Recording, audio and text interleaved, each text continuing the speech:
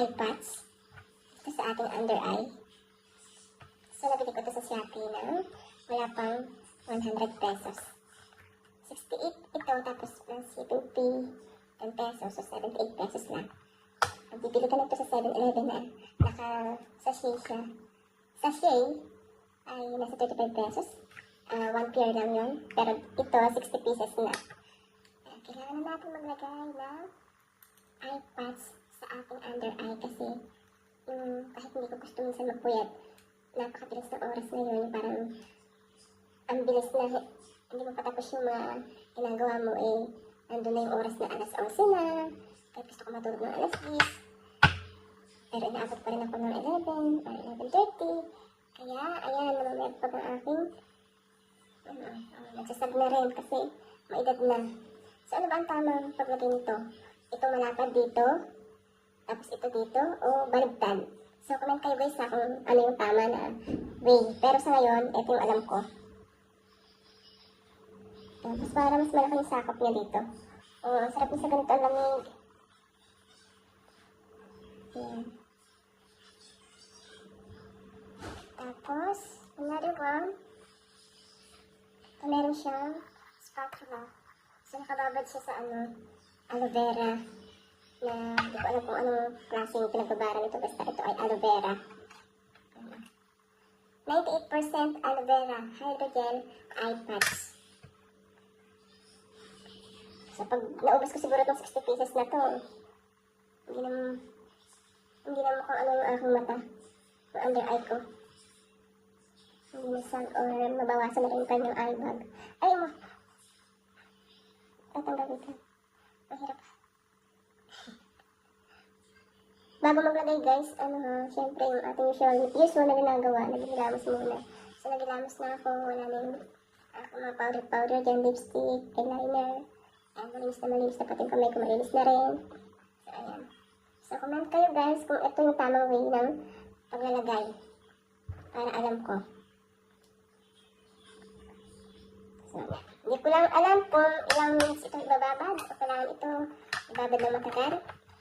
At siguro ay, maliliit kasi hindi ko rin mabasa. Tapos walang instruction. So, nakabalit lang siya sa ganito. Tapos black na parcel, black na plastic. Yan, nakaganyan lang siya. Walang manual, walang instruction. I mean, hindi pa ata pantay paglagay ko. Yan, pag-asa ganyan naman. Yan. Tapos, bago matulog, ay, inom muna ako ng aking DXN coffee. Ang sarap din kasi sa tiyan ng DXN coffee. Hindi ko malalaglag siya, pero hindi naman.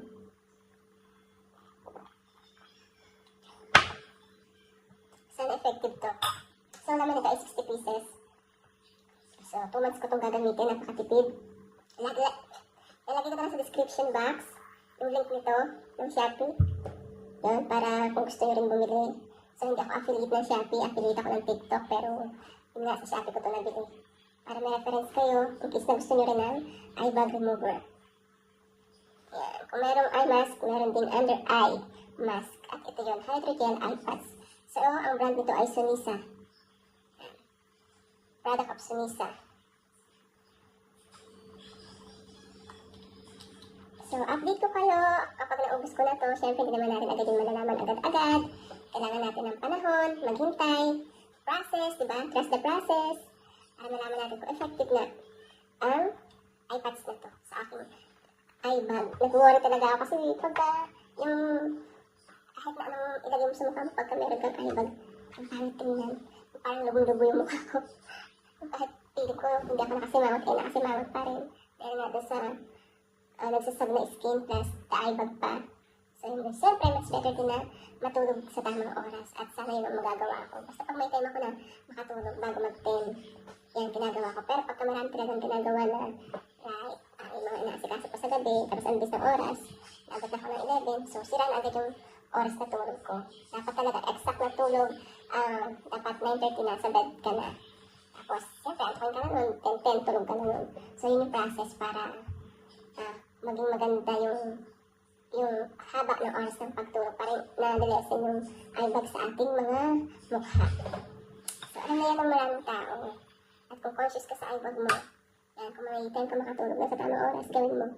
Yan, sabi dati ng doktor na nakausap ko, the best time na pagtulog ay 10, dapat 10 talaga tulog ka na. So 9:30 nga, dapat nasa bed ka na. So that's it for today. Thanks for watching and please to subscribe sa aking channel. And thank you for sa mga sumusuporta sa aking channel. Ayan guys. Thank you and God bless. Until next.